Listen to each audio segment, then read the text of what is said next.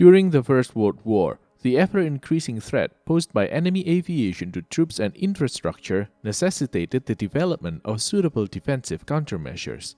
This led to the creation of anti-aircraft guns, initially crude adaptations of existing artillery pieces, which over time evolved into specialized weapon systems essential for any modern army. Following the First World War, despite the restrictions placed on Germany by the Treaty of Versailles, the German Krupp company went on to design the 8.8 cm Flak 18 anti-aircraft gun. This gun first saw action during the Spanish Civil War and continued to serve with the Germans until the end of the Second World War. While best known for its use in the anti-tank role, the 88 also played a crucial role in protecting the Reich from the endless Allied bomber streams. By the early 1900s, the first aircraft were gradually being pressed into military service. Initially, they were primarily used for reconnaissance operations. However, their potential to engage ground targets became evident when the Italians demonstrated this capability during their occupation of Libya in 1911. Although early bombing attempts were tentative and experimental, the rapid advancements made during the First World War revealed that aircraft posed a significant threat to troops and infrastructure and could no longer be ignored. To counter this new aerial threat, nations initially employed ordinary artillery mounted on modified platforms with the intent to engage aircraft. On the Western Front, these improvised contraptions generally proved ineffective, highlighting the need for specialized anti-aircraft guns, a lesson that wasn't lost on Germans, who began developing such weapons. Following their defeat at the end of the First World War, Germans were prohibited from developing, producing, and fielding various weapon systems, including anti-aircraft guns, under the Treaty of Versailles. To circumvent these restrictions, companies like Krupp began collaborating with other arms manufacturers in Europe. During the 1920s, Krupp partnered with the Swedish armament manufacturer Bofors. This collaboration not only helped maintain the company financially, but also allowed them to retain their engineering expertise. In September 1928, Krupp received word that the German army desired a new anti-aircraft gun. Based on their experiences from the previous war, it was determined that the caliber of this new gun needed to be larger than 7.5 cm. Thus, the 8.8 cm caliber was established as the minimum requirement. Krupp engineers who had previously been working on a new anti-aircraft gun while stationed in Sweden leveraged their experience to design the weapon requested by the German army. In 1931, these engineers returned to Germany and under secrecy began developing the new gun. By the end of September 1932, Krupp delivered 2 prototypes for testing. After a series of firing and driving trials, the guns proved to be highly satisfactory. With some minor modifications, they were adopted for service in 1933 under the name 8.8 cm Flugabwehrkanone, anti-aircraft gun 18, or simply Flak 18. In many sources, it is often referred to simply as the 88. In 1934, Hitler denounced the Treaty of Versailles and openly announced the rearmament of the German armed forces. In the following years, production of the Flak 18 steadily increased, and by the end of the war, around 20,000 units had been built. However, the precise number remains unclear as production figures vary greatly between sources. The 8.8 cm Flak was designed as an anti-aircraft gun and was mounted on a cross-shaped base with 4 outriggers for stability. It featured a horizontal sliding breech block that was semi-automatic, enabling it to achieve a firing rate of up to 20 rounds per minute against aerial targets. With a muzzle velocity of 840 meters per second, the gun could reach a maximum altitude of 10.9 kilometers, although its effective range was closer to 8 kilometers. The gun's elevation and traverse were controlled by 2 handwheels situated on the right side.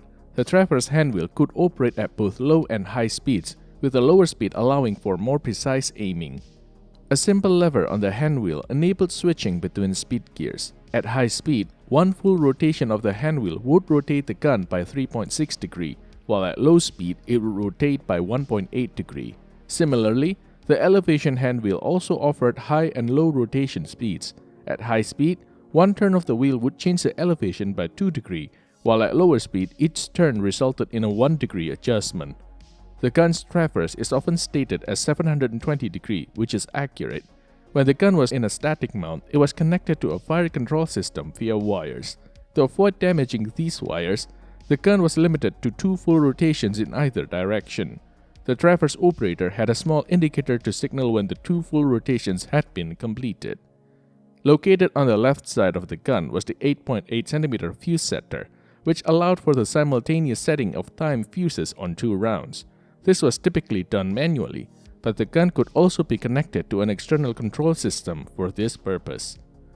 The Kommando Gerät 36 stereoscopic director was the primary fire control system for operating the 8.8 cm Flak in its anti-aircraft role. This device combined a stereoscopic rangefinder with a director and offered magnification between 12 times and 14 times, with a reading range from 500 to 50,000 meters. To engage aerial targets, the 8.8 cm gun used a 9.4 kg high-explosive round with a 30-second time fuse. Operating the gun required a crew of 11 men, which included a commander, 2 gun operator, 2 fuse setter operators, a loader, 4 ammunition assistants, and the driver of the towing vehicle. However, a smaller crew could suffice for guns in a static position. To facilitate quick barrel replacement, the Germans introduced a new 3-part barrel design, making it easier to replace worn-out sections. This design was adopted in 1936 and became known as the Flak 36. The final variant, the Flak 37, featured additional improvements aimed at further boosting the gun's anti-aircraft performance. One of the key improvements was the addition of a specially designed directional dials that replaced the original gunner dials with a follow-the-pointer system. This system included 2 sets of dials located on the right side of the gun, which received target information from a remote central fire direction post via an electrical connection. The setup allowed the gun operator to make precise adjustments, such as changing the elevation before firing. This system was particularly valuable for improving accuracy when engaging fast-moving aerial targets. The necessary information about enemy targets was provided by a Funkmessgerät predictor, which was essentially an analog mechanical computer. When enemy aircraft were spotted, their estimated speed and direction were input into this computer. The device then calculated the necessary position and elevation for the anti-aircraft guns. This information, including the correct fuse time settings, was transmitted to any linked anti-aircraft batteries via a wire connection. When the Spanish Civil War broke out in 1936, Germany dispatched the Condor Legion to support the Spanish nationalists. This unit was equipped with a variety of experimental military equipment, including small quantities of the new 8.8 cm Flak guns. During this conflict, these guns were primarily employed against ground targets, although they also occasionally saw action in their intended anti-aircraft role. For instance, on June 10, 1938, while defending the La Senia airfield, the 8.8 cm Flak gun successfully thwarted a Republican bombing attack, damaging at least 2 SP-2 bombers. 3 days later, one of these guns shot down an SP-2 bomber, demonstrating the weapon's effectiveness. Overall, the performance of the 8.8 cm Flak in Spain was considered satisfactory. In the subsequent Polish campaign, the 8.8 cm Flak guns saw limited use, mainly because the Polish Air Force was largely destroyed within the first few days of combat. Afterwards, these guns continued to follow the German forces throughout the occupation of Denmark and Norway. On April 12, 1940, during the British bombing raids on German ships anchored at Stavanger harbor, the Flak guns, in conjunction with fighter support, managed to shoot down 9 bombers. The 8.8 cm Flak guns played a more prominent role during the German invasion of France and Low Countries in May 1940. Between May 10 and May 26, German anti-aircraft guns, including the 8.8 cm Flak, were credited with shooting down approximately 200 Allied aircraft. A particular high point was the German breakthrough at Sedan, where around 90 aircraft were brought down by a combination of anti-aircraft fire and fighter aircraft. Despite being originally designed as an anti-aircraft weapon, the 8.8 cm Flak guns ironically found themselves being used more frequently against enemy armor throughout the Western campaign and in subsequent battles in North Africa and on the Eastern Front. Their dual-purpose capability made them a formidable asset on the battlefield, capable of engaging both aerial and ground targets with deadly efficiency. If you're interested in delving deeper into the anti-tank capabilities of the 8.8cm Flak, be sure to check out our companion video on the Tank Encyclopedia YouTube channel. The link will be in the description. Following the Western campaign, the 8.8cm guns continued to serve extensively throughout the war. While some supported advancing German forces, the majority were employed as static anti-aircraft emplacements. For instance, between October 1943 and November 1944, approximately 61% of the 8.8cm Flak guns produced were designated for static defense. One of the earliest instances of enemy aircraft being shot down over German skies involved the British Wellington bomber, which occurred on the 4th of September 1939. In December, the British launched 2 bombing raids aimed at inflicting damage on German ports, both of which failed, resulting in the loss of some 17 Wellington bombers. Due to the ineffectiveness of daylight attacks, the British shifted their strategy to night raids. Initially, these raids were ineffective, causing minimal damage to German infrastructure and industry, but they also proved safer as German flak defenses struggled to detect and engage enemy bombers in the darkness. The situation began to change in 1940 with the introduction of ground-operated radar systems, which allowed German flak units to better detect and target enemy bombers at night. By the first few months of 1941, German flak units had downed 115 enemy aircraft. In 1943, several significant events unfolded that had a profound impact on the air war over Germany. The German defeats in the East and North Africa resulted in substantial material and manpower losses, prompting the Allies to prepare for massive bombing raids aimed primarily at crippling Germany's production capabilities.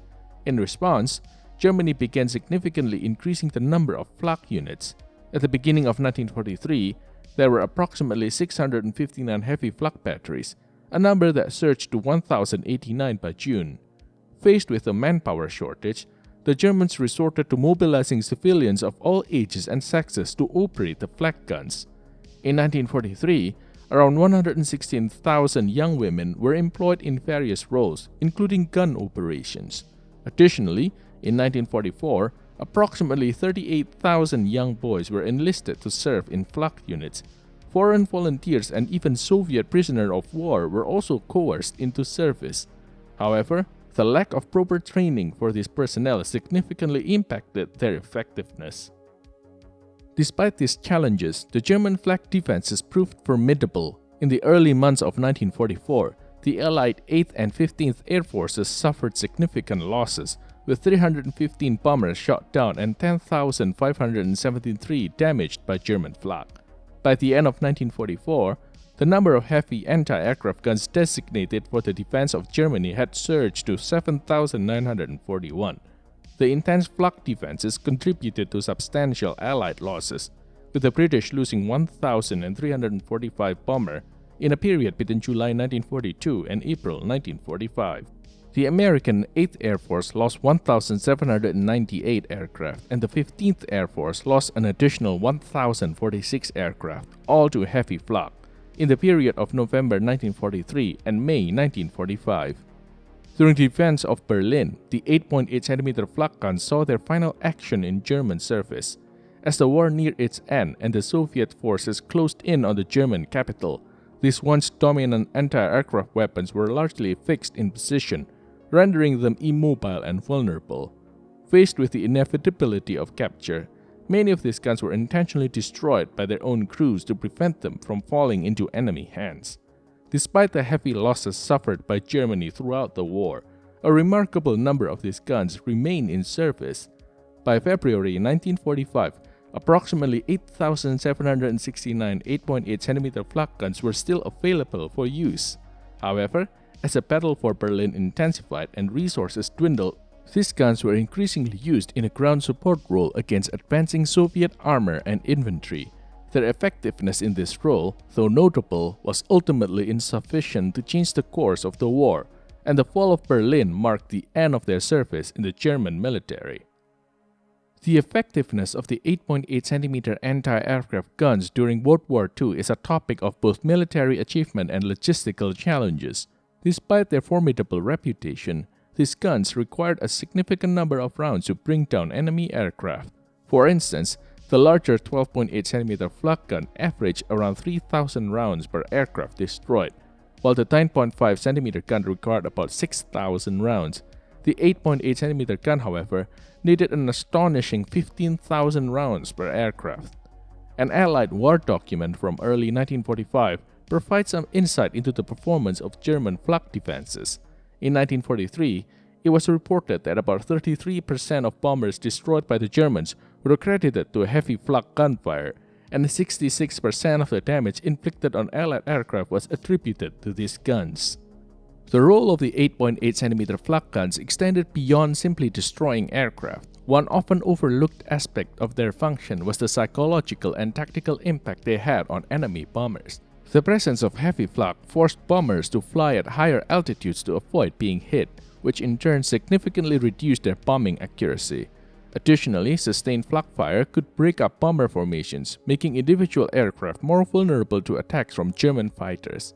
Even when flak rounds didn't directly bring down bombers, the shrapnel could cause enough damage to force emergency landings, sometimes in enemy territory. This led to damaged aircraft being out of action for extended periods, requiring lengthy repairs. The effectiveness of the flak defenses began to decline by late 1944. Several factors contributed to this decrease in effectiveness. A significant shortage of properly trained crews meant that many flak units were not operating at their full potential. Moreover, the relentless Allied bombing campaign severely impacted German industry, leading to a reduction in ammunition production. This shortage of ammunition was a critical factor in the eventual failure of Germany's anti-aircraft defenses. Despite the immense efforts and resources devoted to the flak defenses, they were ultimately unable to prevent the overwhelming Allied air superiority and the destruction it brought to Germany. In the immediate post-war period, German 88mm guns continued to serve with many European armies, including Spain, Denmark, Norway, and France. Examples captured by the Soviets were supplied to their allies in Hungary, Romania, and Bulgaria. In Yugoslavia and Finland, the 88mm guns continued to serve in air defense roles until the 1970s, after which they were repurposed for coastal defense. Interestingly, some captured 88mm guns were even sent to North Vietnam, although their operational use during the Vietnam War was significantly hampered by a shortage of compatible ammunition. This wraps up our examination of the 8.8cm Flak in its anti-aircraft role. What are your thoughts of the formidable 88? As always, let us know in the comments below. If you like what we do and want to see more, remember to subscribe so you don't miss a single video. Also, don't forget to take a look at the ever-growing collection of articles on our website, plain-encyclopedia.com. Thank you and see you next time.